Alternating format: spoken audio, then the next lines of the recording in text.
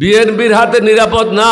আওয়ামী লীগ যাওয়ার পরে মাঠে কে চাঁদা উঠাচ্ছে? জামাতের শিবিরের ছেলেরা করণ বাজারে একদিন দাওয়া দেওয়ার পরে 100 টাকা সিম 50 টাকাতে চলে আসছিল।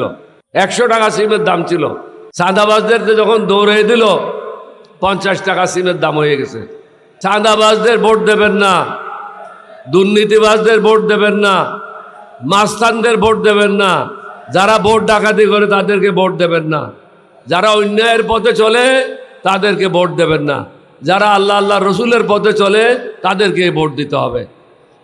যারা আল্লাহ রসুলের পথে চলে তারা অন্য ধর্মের লোককে কোনো ক্ষতি করতে পারে না। তাদের হাতে হিন্দু বৌদ্ধ খ্রিস্টান সকলে নিরাপদ। বিএনপির হাতে নিরাপদ না। আওয়ামী লীগ যাওয়ার পরে মাঠে কে চাঁদা উঠাচ্ছে? জামাতের শিবিরের ছেলেরা করণ বাজারে একদিন দাওয়া দেওয়ার পরে 100 টাকা সিম 50 টাকাতে চলে আসছিল। 100 টাকা সিমের দাম ছিল।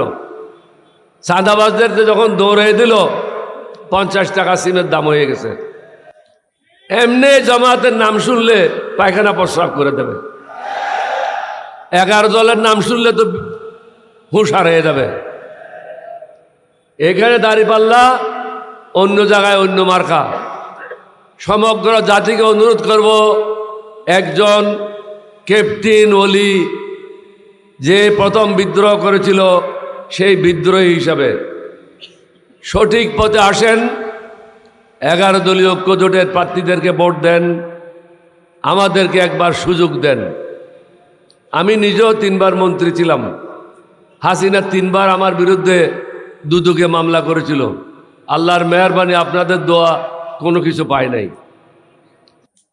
আমরা চাই বাংলাদেশের নির্বাচিত প্রতিনিধিরা এই দেশ চালাবে, তাহলে একটা দায়বদ্ধতা থাকবে। তাহের সাহেব অত্যন্ত উপযুক্ত লোক, ওনাকে দীর্ঘদিন থেকে আমি চিনি। আপনাদের স্বপ্রণোদিত হয়ে উনি কেন ভোট চাইবেন? আপনাদের দায়িত্ব হল ওনাকে ভোট দেওয়া। কারণ ভালো জিনিস এমনি পাওয়া যায় না, ভালো জিনিস ফুটপাতে বিক্রি হয় না। ভালো জিনিস খাওয়ার জন্য পয়সা খরচ করতে হয়, ভালো জায়গায় যাইতে হয়।